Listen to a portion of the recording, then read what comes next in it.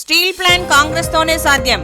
కేంద్ర రాష్ట్ర ప్రభుత్వాల నిర్లక్ష్యంతో నోచుకోని స్టీల్ ప్లాంట్ అన్నీ ఉన్న అల్లుని నోట్లో శని అన్న చందంగా తయారైంది. APCC media chairman doctor Narreddy Tulasireddy. Kadapa ఉక్కు కర్మాగారం కాంగ్రెస్ పార్టీతోనే సాధ్యమని APCC media chairman doctor Narreddy Tulasireddy అన్నారు. శనివారం ఆయన వేంపల్లె విలేకరులతో మాట్లాడుతూ జిల్లాలో స్టీల్ ప్లాంట్ నిర్మాణానికి అన్ని హంగులు ఉన్నాయన్నారు. అయితే అంగట్లో అన్నీ ఉన్నా అల్లుని నోట్లో శని అన్నట్లు నిరుద్యోగ పరిస్థితి ఉందన్నారు. చింతకొమ్మదిన్నె, జమ్ములమడుగు, మైలవరం తదితర అనేక మండలాల్లో కావలసిన భూమి, గండికోట, మైలవరం, బ్రహ్మంసాగర్, సోమశిల జలాశయాలు, విద్యుత్కు సంబంధించిన సమీపంలోనే రాయలసీమ థర్మల్ విద్యుత్ కేంద్రం ఉందన్నారు.